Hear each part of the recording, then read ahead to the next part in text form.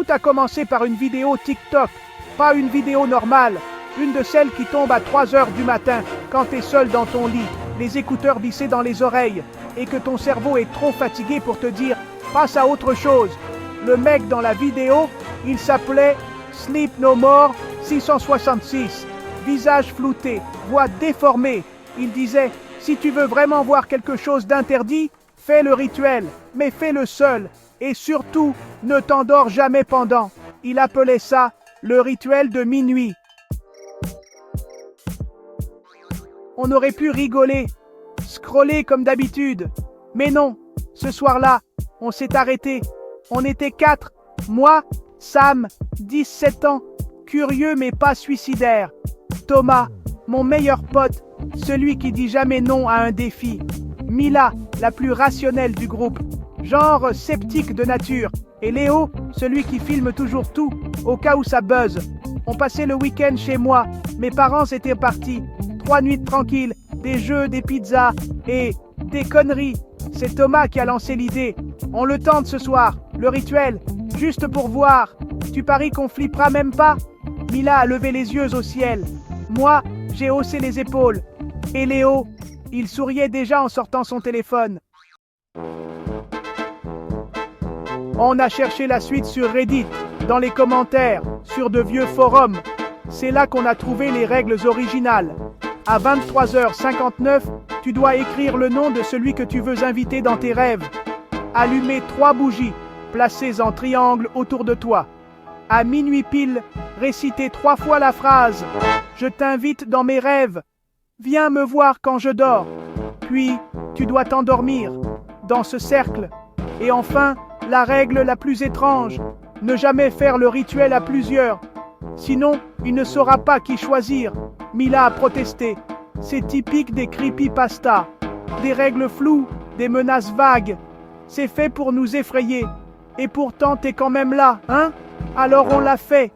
Tous les 4, ensemble. 23h58. On a tout préparé dans ma chambre. Les bougies, le sel autour du lit et chacun un papier avec un nom. Mais c'est là que les choses ont commencé à déraper. Thomas a proposé un twist. On n'écrit pas n'importe qui. On écrit tous le même nom. Celui du gars dans la vidéo. Sleep No More 666. On a hésité. Mais le rire de Thomas, son insistance, nous a poussés. Alors, on l'a fait. À minuit pile, on s'est assis en cercle. Les flammes tremblaient. Et en chœur, on a dit 3 fois « Je t'invite dans mes rêves. Viens me voir quand je dors. » Les mots ont résonné dans la pièce. Un courant d'air glacé a traversé la chambre, alors que toutes les fenêtres étaient fermées. Les bougies se sont mises à vaciller violemment, comme si quelqu'un soufflait dessus. On s'est regardé. Pas un mot. Puis Mila a soufflé. « C'est bon, fin de la blague. On va dormir. » On a éteint les lumières, et dans le silence, on s'est endormi. C'est là que les rêves ont commencé. C'est Mila qui m'a réveillé en premier. Elle était assise au bord de mon lit, les yeux grands ouverts, mais comme absents. Elle tremblait. Son visage était pâle, plus que d'habitude.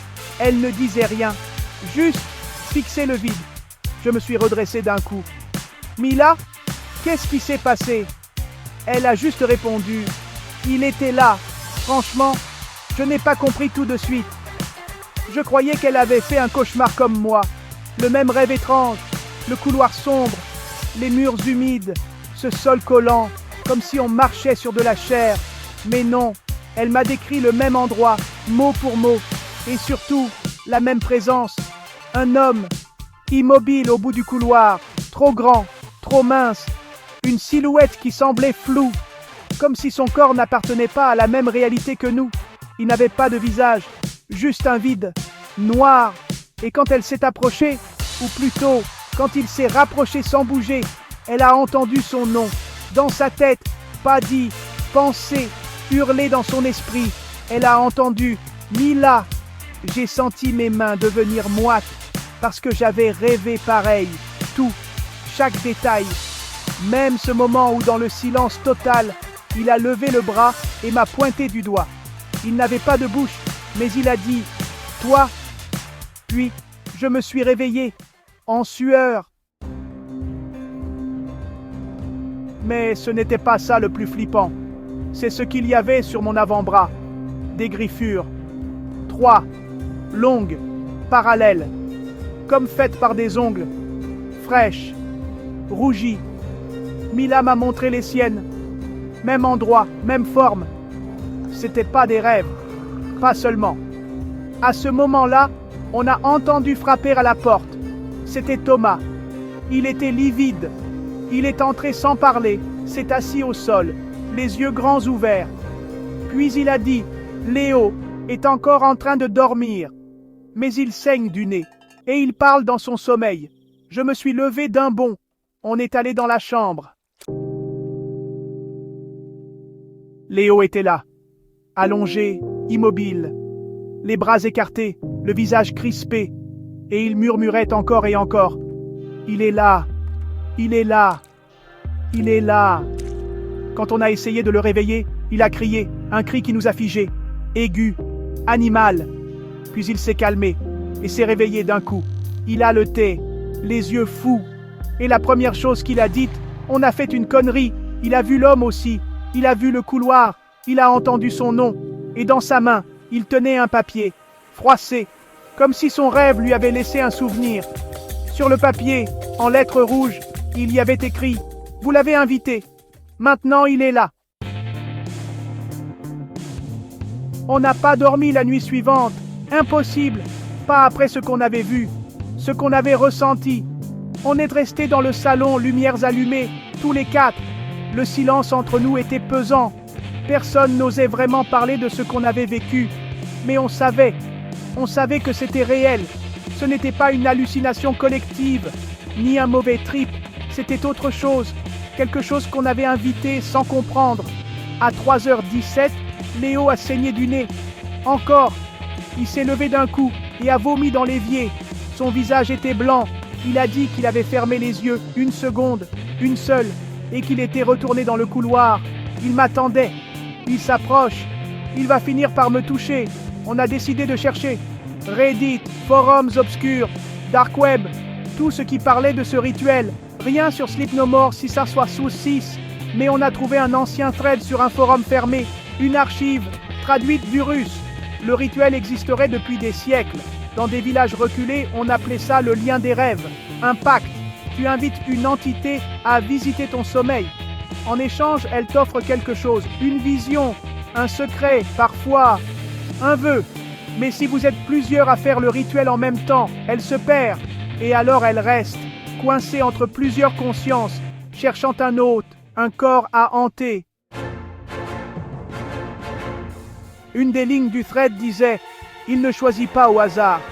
Il prend celui qui dort en dernier, celui qui résiste, celui qui a peur. » Thomas a fermé son ordi d'un coup. Il a dit qu'il n'y croyait pas, que c'était du vent, mais on voyait qu'il était secoué. Il a décidé de dormir seul cette nuit-là dans la chambre d'amis. Il disait qu'il voulait affronter ça, le rêver une bonne fois. Et c'est fini, on l'a laissé faire. Mais à 6h du matin, Mila est entrée dans sa chambre et elle a hurlé. Thomas était allongé sur le lit, les yeux ouverts, complètement fixe, pas de sang, pas de traces de lutte, mais son visage était vide, comme s'il n'était plus là, son regard fixé au plafond, sa bouche entr'ouverte, et dans sa main un petit papier serré très fort, en sang. On a dû forcer ses doigts pour l'ouvrir. Il y avait juste une phrase, tremblante, écrite à l'encre noire.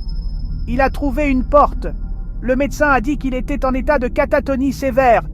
Coma éveillé, aucune réponse, aucune activité normale. Mais ses yeux suivaient encore les mouvements, comme s'il voyait quelque chose que nous, on ne pouvait pas voir. Et depuis cette nuit-là, une question nous hante. Qu'est-ce que Thomas a vu derrière cette porte? Et surtout, qui est le prochain? On a essayé de rester unis après ça, mais quelque chose s'est brisé. Mila était rentrée chez elle. Elle ne répondait plus à nos messages. Léo, lui, a tout supprimé. Son TikTok, ses vidéos, ses comptes. Il disait que chaque fois qu'il fermait les yeux, il entendait une voix respirer contre son oreille. Moi, j'ai commencé à voir des choses, des silhouettes floues au coin de ma vision, des rêves qui saignaient sur la réalité. Une nuit, j'ai vu mon reflet cligner des yeux après moi. Puis il y a eu les messages, des notifications anonymes, toujours à 3h33. Des phrases simples. Tu ne te réveilleras pas. Tu l'as laissé entrer. Tu ne dors pas seul.